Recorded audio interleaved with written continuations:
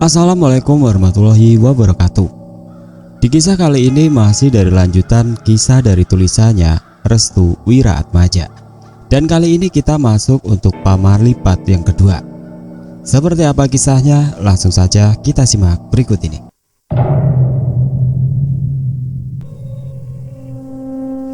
Cirebon 2007 masih membahas Rara. Di sini dia masuk sekolah dasar di salah satu sekolah di Cirebon. Rara satu kelas bersama dengan Linda dan Fatma. Mereka berdua sangat menyayangi Rara. Diketahui bahwa Rara ini menjadi pendiam semenjak mata batinnya terbuka. Walaupun sempat ditutup, namun intuisi Rara masih peka. Awal masuk sekolah, Rara sangat terkejut dengan melihat mayat bergantungan di atap sekolah. Dia hanya menutupi matanya dengan kedua tangannya. Linda dan Fatma tahu bahwa Rara melihat sesuatu di atap sekolah. "Rah, masih lihat setan kah?" tanya Linda.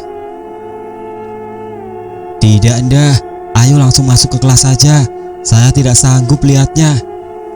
Fatma dan Linda kebingungan. Tadi Rara bilang tidak melihat apa-apa. Mengapa ada ucapan tidak sanggup melihatnya? Apakah mata batin Rara masih terbuka?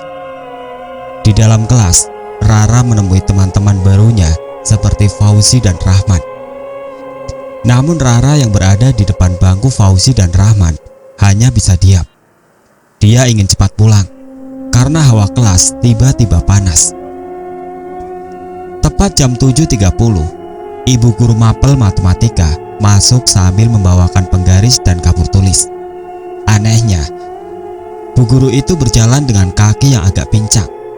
Mungkin kakinya sedang mengalami luka hingga berjalannya agak kurang normal. "Assalamualaikum anak-anak. Perkenalkan, ibu wali kelas kalian dan mengajarkan mata pelajaran matematika. Pasti kalian menyukai pelajaran ini kan? Sekarang coba buka buku tulis, pensil, penghapus dan penggarisnya." Perintah bu guru itu yang diketahui bernama Bu Indah.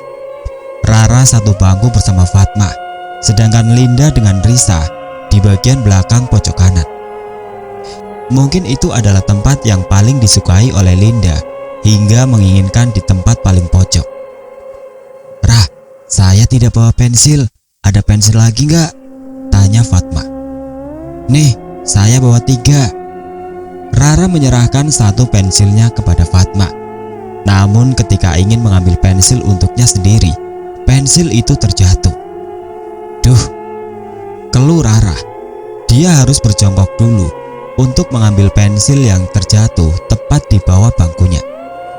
Entah kenapa, ketika dia ingin mengambil pensil, ada keinginan untuk menatap kaki Bu Indah. Rasanya ada sesuatu yang mengganjal di bagian kaki kiri Bu Indah. Rara menengok ke arah kaki Bu Indah. Ketika dia menatapnya, ada 2 tangan yang memegangi Bu Indah. Rara terkejut. Ternyata kaki Bu Indah pincang, bukan karena luka, namun karena ada satu sosok anak kecil yang memegangi kakinya dengan erat. Sosok itu mengarahkan tangannya ke arah mulutnya sembari mengucapkan "Shh" sambil tersenyum. Rara langsung berteriak kencang. Teriakannya membuat satu kelas kaget dan merasa terganggu. Linda langsung berlari ke arah Rara. Dia tahu bahwa Rara melihat sesuatu. "Ada apa, Rara?" tanya Bu Indah dari meja tempatnya. "Ra, ada apa?" tanya Linda yang baru saja menghampiri meja.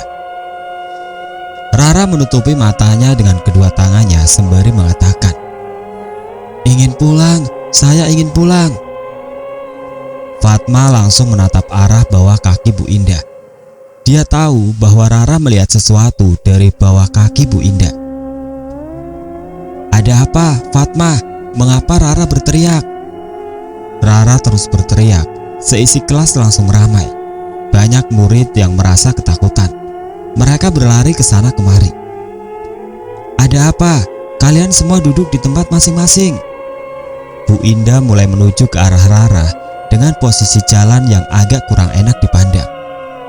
"Rah, ada apa?" tanya Fatma. Rara menggeleng-gelengkan kepalanya sambil menutup wajahnya. "Linda, Fatma, bawa Rara ke UKS," perintah Bu Indah. "Iya, Bu." Rara ingin sekali menengok ke arah kaki Bu Indah. Dia mengintip lewat jari jemarinya yang direnggangkan. Ketika dia melihat ke arah kaki Bu Indah, Rara melihat sosok itu menatap tajam ke arah Rara dengan mulutnya yang bergerak-gerak seperti menyumpahi serapah kepada Rara. Sosok itu memiliki rambut yang gimbal.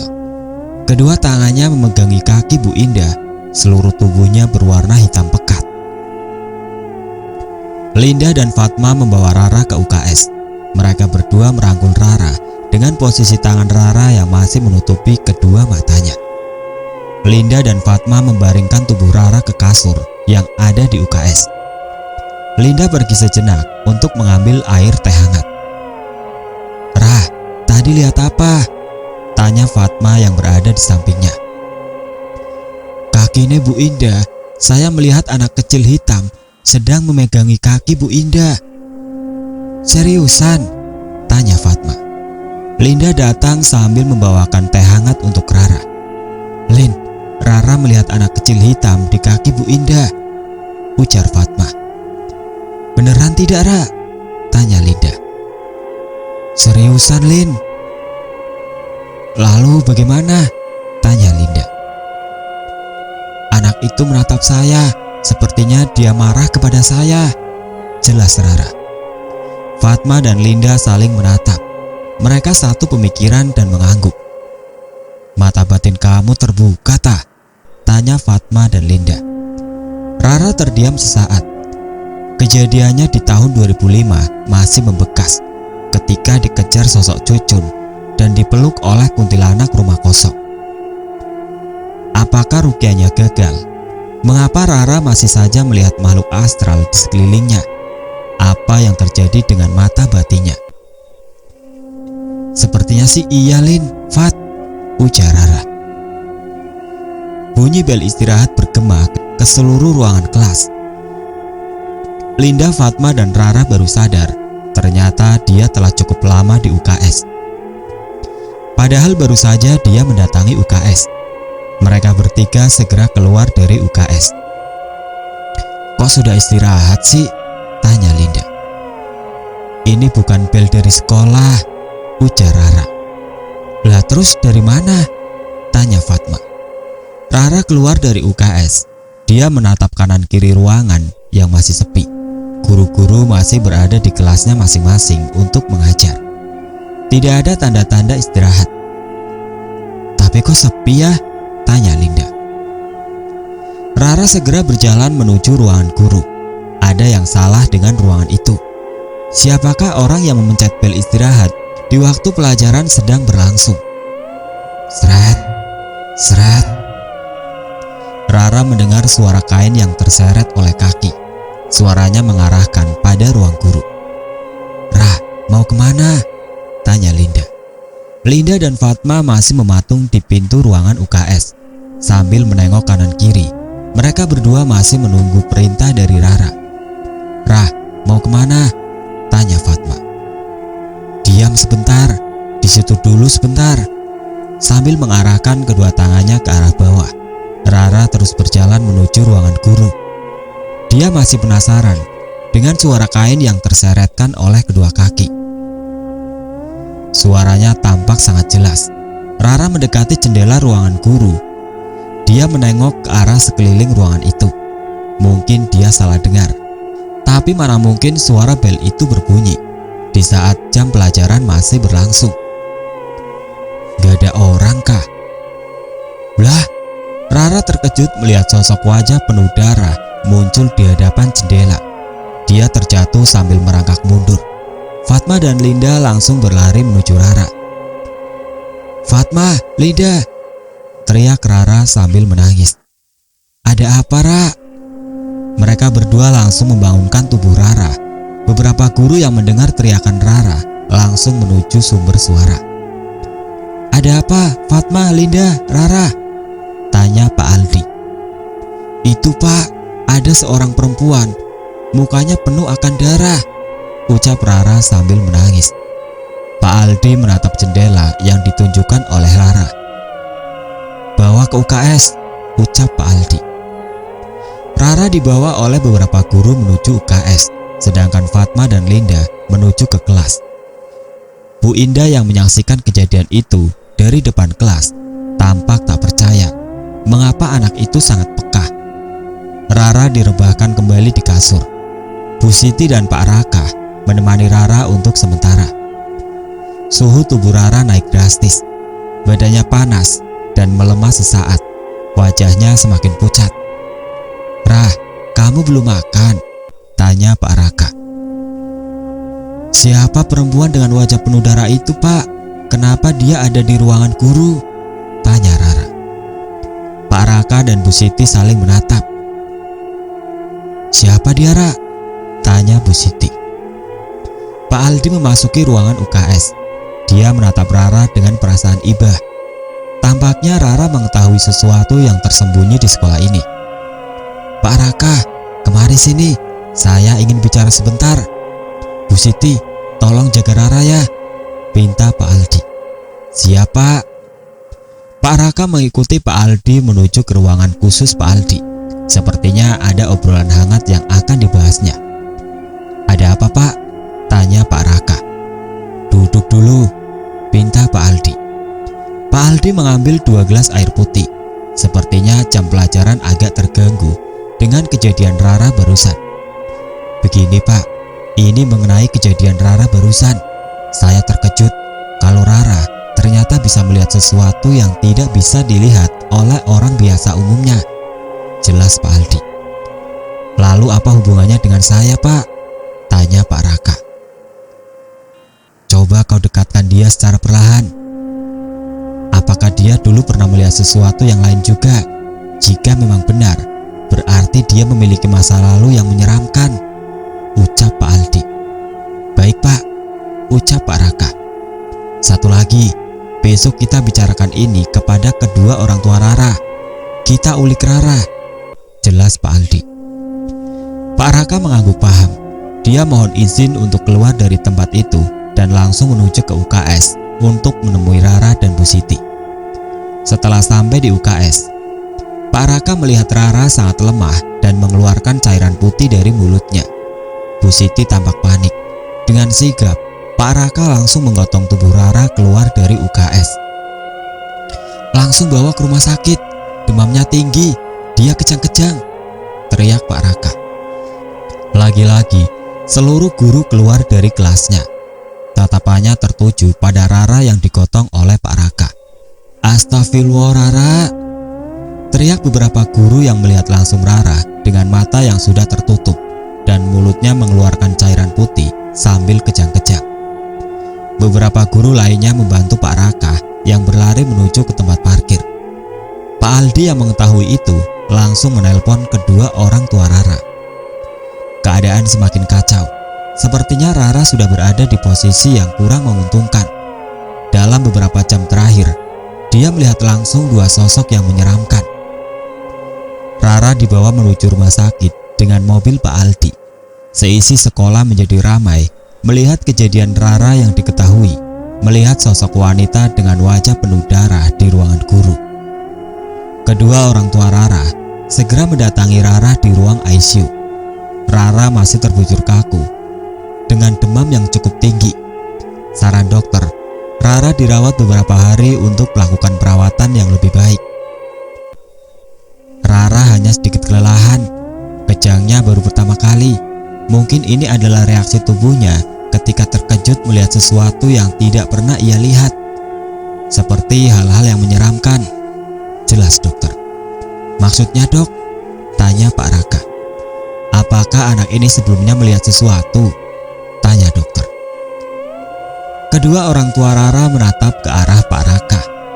Kali ini, Pak Raka harus mengklarifikasi kejadian Rara dengan jujur. Jika tidak, maka akan berimbas pada Rara juga. Rara melihat sosok wanita dengan wajah penuh darah di ruangan guru. Saya pun belum tahu secara jelasnya, karena ketika saya ingin mengulik lebih jauh mengenai kebenaran tersebut, saya dipanggil oleh Pak Aldi, jelas Pak Raka. Wanita dengan wajah penuh darah. Apa maksudnya? Benar, Pak. Saya tahu dari Rara langsung. Mereka terdiam sejenak. Terbesit dalam pikiran Pak Hasim, bapak Rara, bahwa Rara pernah memiliki kenangan pahit tentang sosok-sosok misterius di rumahnya. Begini saja, Pak. Tolong jaga Rara. Dia masih kecil dan kemungkinan penglihatannya masih terbuka jelas, ucap dokter itu. Pak Hasim dan Bu Iriana mengangguk. Pak Raka mohon izin untuk kembali ke sekolah. Namun sebelum ia beranjak pergi, Pak Hasim memberi saran kepada Pak Raka untuk mengganti jendela ruangan guru sebagai awal kemunculan sosok wanita misterius itu. Pak Raka mengangguk paham dan akan diteruskan saran itu kepada Pak Aldi sebagai kepala sekolah di tempat ia mengajar. Sudah 3 hari Rara berada di rumah sakit itu. Keadaannya semakin membaik. Kemungkinan esok hari dia akan kembali melakukan aktivitas rutinnya untuk bersekolah. Tibalah saatnya Rara dibawa ke rumah. Fatma dan Linda bersama dengan kedua orang tuanya sudah menyambut Rara di depan rumah sakit. Rara terduduk santai di kursi roda. "Halo anak cantik, gimana kabarnya?" tanya Tante Meli, Ibu Fatma. "Alhamdulillah baik, Tante." "Ra, besok kamu sekolah kan?" tanya Linda. "Sepertinya Rara akan sekolah. Doakan saja ya Linda," senyum Pak Hasim. Rara dibawa menuju mobil untuk menuju ke rumahnya. Terbayang dalam pikirannya wanita berwajah seram dengan darah yang memenuhi seluruh wajahnya. "Rah, jangan melamun," jelas Pak Hasim. "Enggak kok Pak," ucap Rara. "Rah, nanti Mama dan Papa akan mengantarkan kamu menuju sekolah. Guru-guru juga sudah siap untuk memberi kejutan untuk kamu," ucap Bu Iriana. "Kejutan apa, Mah?" tanya Rara. "Kamu nanti lihat aja deh." Perjalanan menuju rumah seakan menjadi hal yang berat. Rara seakan masih belum bisa memberikan toleransi terhadap penglihatannya yang sangat liar. Di sepanjang jalan, Rara hanya bisa menatap sekeliling para pengamen dan penjual asongan. Hatinya terketuk untuk ingin membantu salah satu dari mereka. Ketika tiba di lampu merah, Rara melihat seorang anak laki-laki seusianya menjajakan makanan untuk para pengemudi mobil dan motor yang berhenti di sepanjang lampu merah. Rara terketuk hatinya untuk membeli makanan itu. "Pah, aku mau makanan yang ditawarkan anak laki-laki itu," ucap Rara. "Kamu serius? Kan kata dokter kamu harus makan makanan yang sehat. Papa nggak yakin makanan itu bagus buat kamu," ucap Pak Hasim. "Tapi Rara mau, Pak." Rara tetap memaksa untuk membeli makanan kecil seperti tahu dan telur puyuh yang dijajakan oleh anak laki-laki seusianya. "Dek, sini, saya beli makanannya," ucap Pak Hasim ketika membuka kaca mobilnya sembari menyahut anak laki-laki itu. "Oh, mangga Pak." Anak laki-laki itu langsung menuju ke arah mobil Pak Hasim. "Berapaan, Dek?" "Semuanya 10.000 Pak." Anak laki-laki itu menatap ke arah Rara dengan tatapan yang tidak biasa. Kamu kena melanggar pamali ya?" tanya anak laki-laki itu. Rara tidak tahu apa yang dibicarakan oleh anak laki-laki itu. Rara hanya bisa menengok kanan kiri jok di sampingnya yang kebetulan kosong. "Maksud kamu?" tanya Rara. "Ada perempuan mukanya banyak darahnya di sebelah kamu." Rara langsung terkejut dan berpindah tempat menuju jok Ibu Iriana. Dia sempat tidak percaya bahwa sosok itu masih mengikutinya. "Apa yang kamu katakan, Dek?" Enggak Pak, nggak ada apa-apa. Maaf, saya permisi dulu." Anak laki-laki itu pergi sambil menundukkan kepala dengan wajah penuh ketakutan. Rara menjadi sangat takut ketika mendapati sosok itu masih mengikutinya. "Saudara, kamu yang tenang. Mungkin anak itu salah lihat. Besok kita ke Ustadz Zulfikar buat rukiyain kamu," ucap Pak Hasim. Rara hanya mengangguk pasrah sambil menatap jok belakang.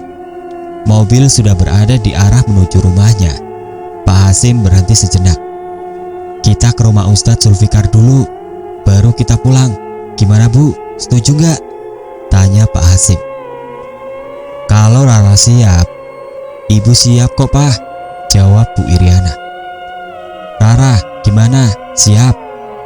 Rara hanya mengangguk. Pak Hasim langsung memutar balik menuju rumah Ustadz Zulfikar. Niatnya hanya satu, dia ingin Rara cepat sembuh. 15 menit perjalanan menuju rumah Ustadz Zulfikar yang berada di salah satu desa yang penghuninya rata-rata bekerja sebagai buruh pabrik dan petani. Pak Hasim memarkirkan mobilnya tepat di hadapan rumah Ustadz Zulfikar. "Assalamualaikum Pak Ustadz," ucap Pak Hasim. "Waalaikumsalam. Pak Hasim, bagaimana? Ada perlu apa Pak? Ayo masuk," ucap Ustadz Zulfikar. Ustadz Zulfikar mempersilahkan Pak Hasim, Bu Iriana dan Rara untuk masuk. "Begini Pak, 3 hari yang lalu Rara melihat sosok wanita dengan wajah penuh darah. Saya kira kejadian 2 tahun kemarin sudah selesai, tapi kenapa Rara masih ketempelan?" tanya Pak Hasim.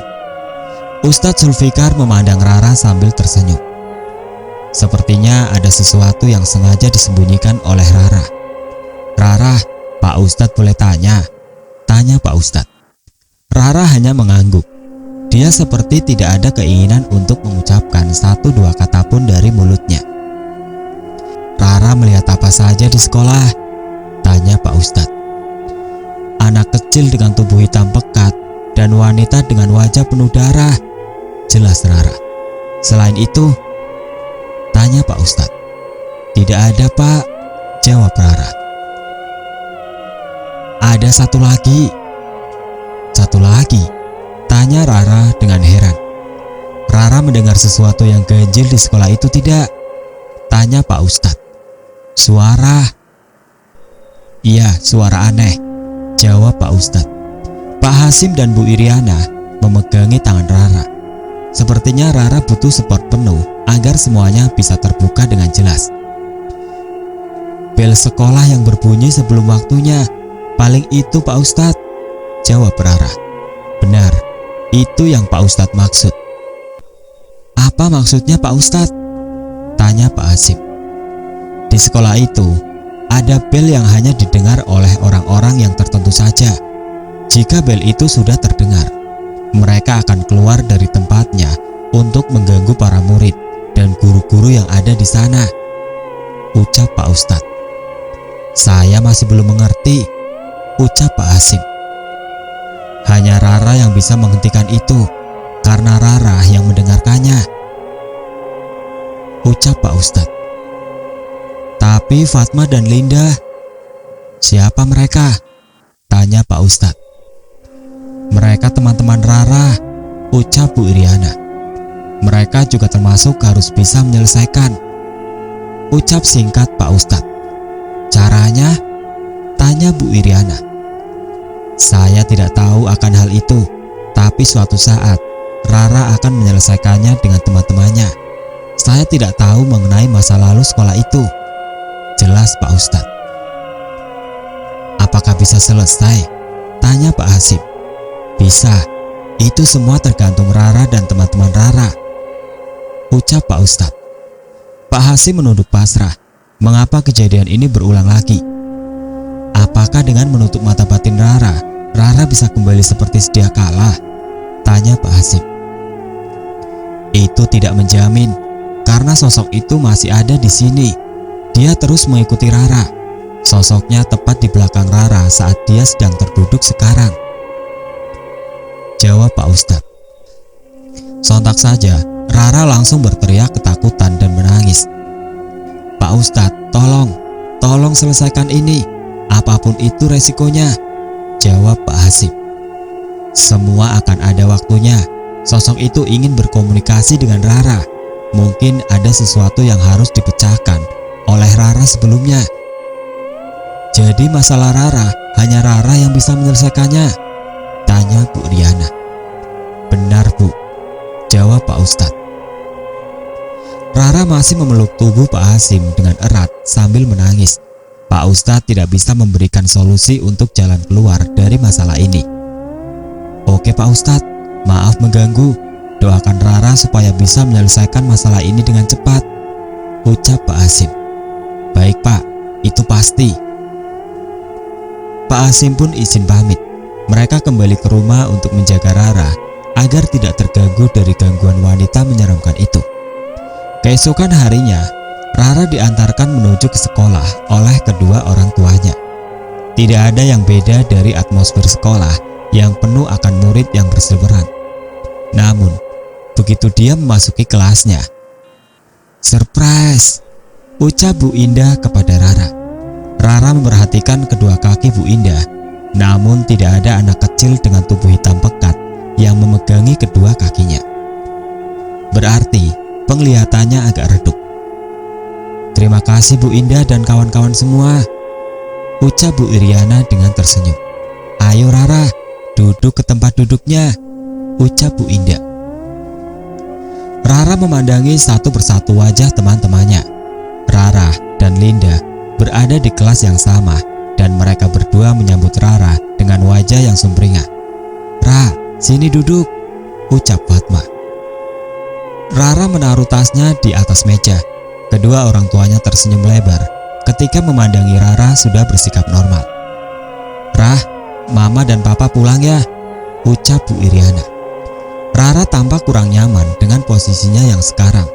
Ada beberapa pertanyaan yang belum dia pecahkan ketika mendapati kelasnya yang nyaman. "Kamu kenapa, Ra?" tanya Fatma. "Ada yang aneh, Fat. Aku merasakan kejanggalan," ucap Rara. "Maksudmu?" tanya Fatma. "Kaki Bu Indah masih pincang sebelah, tapi kenapa sosok itu tidak terlihat?" tanya Rara. "Maksudmu sosok anak kecil yang memegangi kaki Bu Indah?" tanya Fatma. Hingar-bingar suara murid memenuhi ruangan. Rara menutupi kedua telinganya. Suara itu terngiang-ngiang di pikirannya. Serasa ramai, namun murid-murid dalam keadaan belajar. "Ra, kamu kenapa?" tanya Fatma sambil menggoyang-goyangkan tubuh Rara. "Fat, antarkan aku ke kamar mandi yuk," pinta Rara. Ada rasa ingin menolak dalam diri Fatma ketika mendapati Bu Indah sedang menulis di papan tulis. "Tapi Ra," potong Fatma. "Ayo sebentar saja." Rara tetap maksa Fatma untuk mengikuti permintaannya. "Baiklah, tunggu, aku minta izin dulu," ucap Fatma. Fatma meminta izin ke Bu Indah. Bu Indah memandangi Rara dengan perasaan iba lalu mendekati Rara. "Kamu masih sakit, Ra?" tanya Bu Indah. "Tidak, Bu. Rara mau pipis," ucap Rara.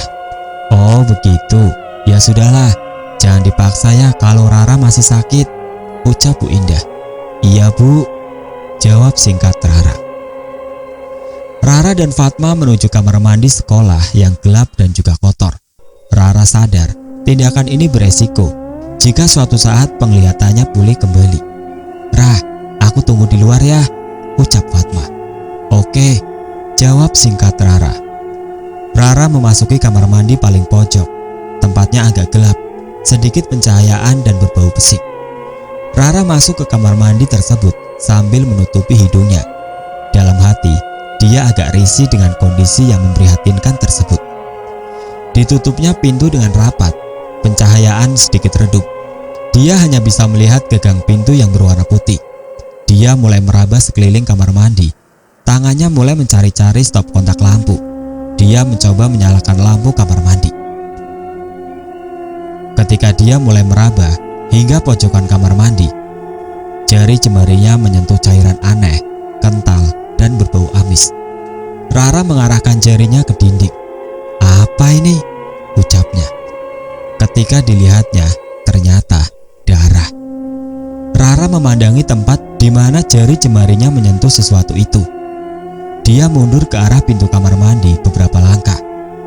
Krak, krak. Seperti bunyi persendian yang patah dan digerakkan secara paksa. Nafas Rara mulai tidak normal. Kedua tangannya segera menyentuh gagang pintu kamar mandi sambil menggerak-gerakannya secara cepat. "Tolong!" teriak Rara dari dalam kamar mandi.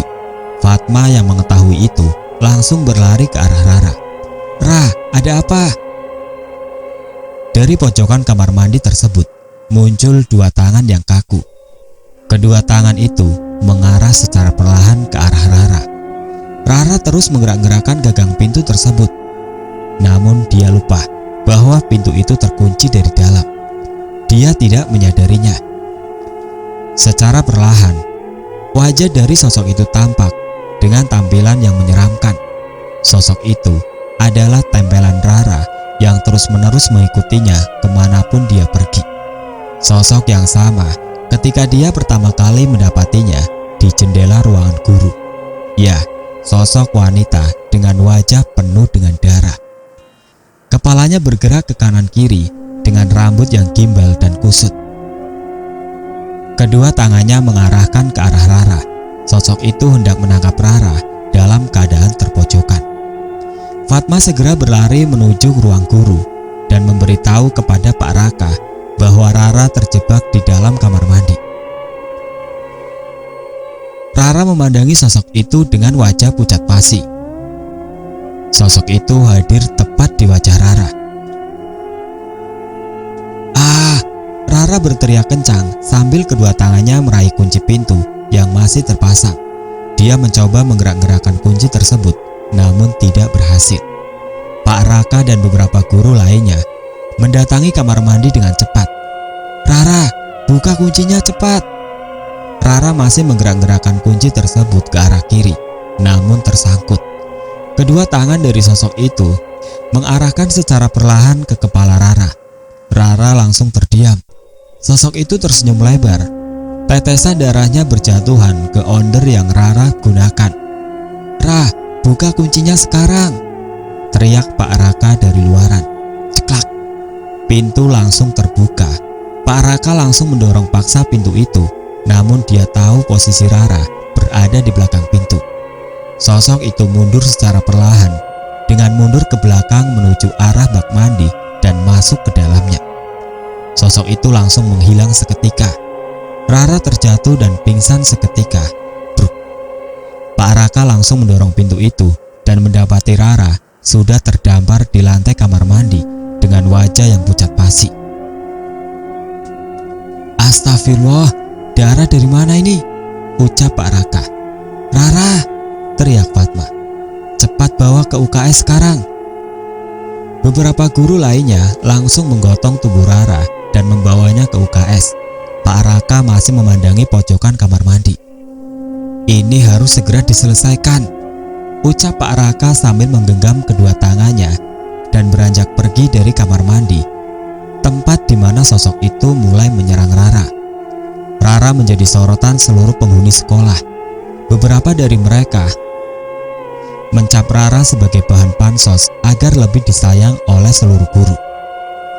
Tidak menutup kemungkinan kejadian ini akan menuntut kepada penutupan sekolah karena dinilai kurang efektif dan harus melakukan pembenahan terhadap infrastruktur yang dinilai kurang memadai. "Kenapa lagi dengan Rara?" ucap Pak Aldi kepada Pak Raka. "Sosok itu masih meneror.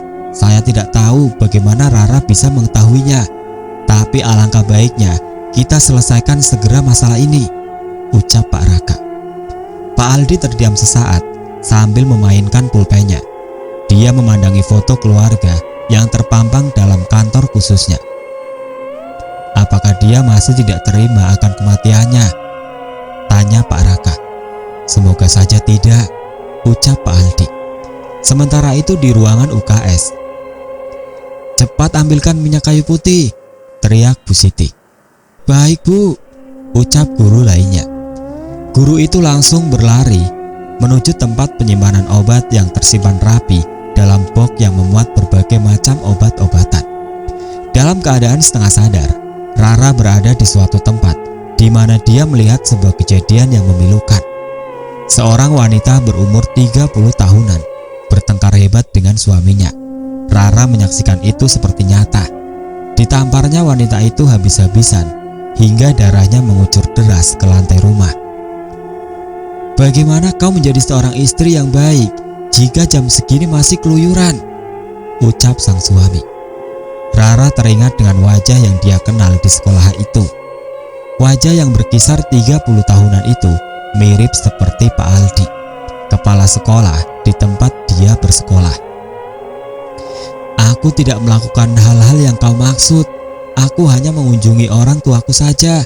Aku hanya memberikannya sedikit uang karena ibu sedang sakit, jawab wanita itu sambil memegangi pipinya yang telah penuh akan darah. Aku tak peduli, teriak Pak Aldi. Dijambaknya wanita itu dengan kejam oleh suaminya yang diyakini oleh Rara sebagai Pak Aldi. Pak Aldi, jangan, teriak Rara. Namun suara Rara hanyalah angin yang berhembus, tak didengar dan tidak bisa dirasakan oleh Pak Aldi. Ah, teriak wanita itu sambil memegangi tangan Pak Aldi. Pak Aldi membawanya hingga keluar rumah, lalu menyalakan mobilnya menuju suatu tempat. Kedua tangan wanita itu diikat oleh kain jarit hingga tidak bisa bergerak. Mulutnya disumpal oleh baju berlengan panjang dan diikatkan di belakang kepalanya. Tangisan dan permintaan maaf tidak lagi dijadikan alasan untuk menyelesaikan masalah ini. Orang yang sudah gelap mata akan merasa seluruh tindakannya adalah benar. Karena itu, kebiadaban seseorang akan terlihat ketika dia sedang menghadapi posisi gelap mata. Pak Aldi membawa istrinya ke sekolah tempat dia bekerja. Mungkin ini adalah tempat yang efektif untuk menghabisi sang istri. Kemari, ikut aku. Pak Aldi menarik sang istri ke kamar mandi sekolah, tempat di mana dia bertemu langsung dengan si sosok wanita berparas mengerikan dengan wajah bersimpah darah itu. Ditutupnya pintu itu dengan rapat. Rara tidak bisa masuk ke dalamnya. Rara hanya bisa mundur ke belakang dan menutup telinganya sambil menangis. Ternyata dia menyaksikan penyiksaan yang dilakukan oleh Pak Aldi terhadap istrinya. Teriakan demi teriakan, suara sendi yang patah, dan tangisan memenuhi malam yang kelam di pojok kamar mandi sekolah itu. Pak Aldi keluar dengan tangan penuh darah. Dia tak tahu bahwa perbuatannya telah melanggar seluruh norma yang ada. Aksi penyiksaan dan pembunuhan. Rara masuk ke dalam kamar mandi di saat Pak Aldi masih berada di depan kamar mandi sambil menyesali perbuatannya. Dia melihat dengan tatapan jelas jasad wanita itu sudah terkulai tidak berdaya di pojokan kamar mandi. Darah yang memenuhi tembok dan lantai. Kedua tangannya telah patah. Kenapa? Ucap Rara sambil menutupi mulutnya. Pak Aldi meringsek maju dan mengambil jasad istrinya, lalu dia membawanya ke mobil. Sebelum pergi, Pak Aldi membersihkan bekas darah dan memberikan pengharum agar tidak menimbulkan kecurigaan terhadap seluruh penghuni sekolah. Lalu dia membuang jasad istrinya di suatu tempat yang tidak diketahui oleh siapapun. Rara hanya memandangi kekejaman yang dilakukan oleh Pak Aldi dengan pasrah. Dia sedang berada di masa lalu, tempat di mana sosok yang ditemuinya itu menceritakan semuanya. Rara baru sadar ketika sosok itu memegangi kepalanya adalah sebagai bentuk interaksi antara dirinya dengan sosok wanita itu. Rara segera terbangun dari pingsannya. Alhamdulillah Rara, kamu siuman, ucap Bu Siti. Rara memandangi sekeliling ruangan penuh akan semua guru. Lalu datanglah secara tepat Pak Aldi. Pak Aldi menatap wajah Rara dengan tatapan pucat. Rasanya Rara mengetahui throwback yang pernah dilakukan di masa lalu. Rara langsung beranjak bangkit dan menuju Pak Aldi. Langkahnya agak tegar dan tenaganya secara tiba-tiba penuh kembali. Pak, istri Bapak mendatangi saya hari ini. Dia meminta saya untuk meminta kepada Bapak agar menebus seluruh dosa-dosa Bapak, ucap Rara dengan lantang. Apa maksudmu? Tanya Pak Aldi. Sosok yang saya temui belakangan ini bukanlah penghuni sekolah, tapi itu adalah sosok dari istri Bapak yang Bapak bunuh 5 tahun yang lalu, ucap Rara. Sontak saja seluruh guru yang ada di UKS tidak percaya dengan perkataan Rara. Rara, cukup, teriak Bu Siti. Saya tidak akan berhenti menyuarakan kebenaran yang sebenarnya. Jika harus menderita terlebih dahulu, kebenaran tidak akan pernah kalah dengan segala tipu daya yang disembunyikan di masa lalu, ucap Rara kepada Pak Aldi.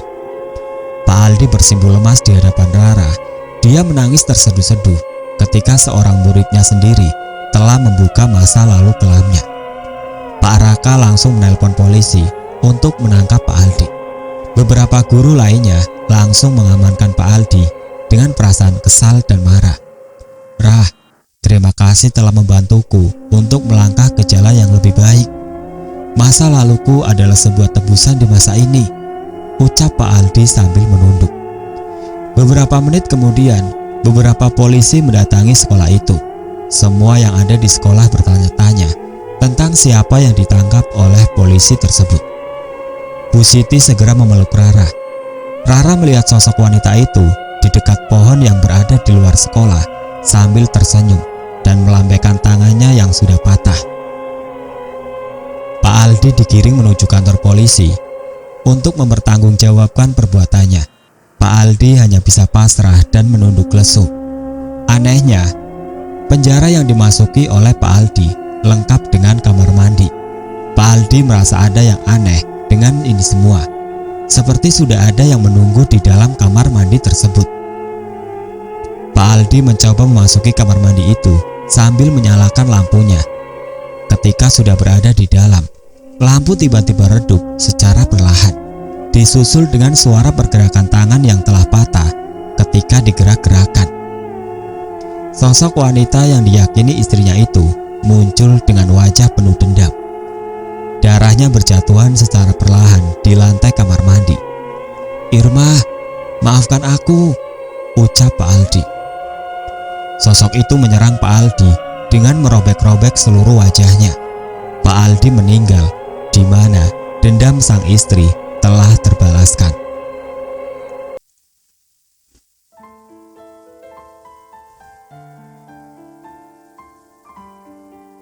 Seperti itulah kisah yang berjudul Pamali dari tulisannya Restu Wira Atmaja. Untuk yang baru bergabung, jangan lupa like, komen, share, serta subscribe channel ini. Dan nantikan kisah-kisah horor berikutnya. Akhir kata, wassalamualaikum warahmatullahi wabarakatuh.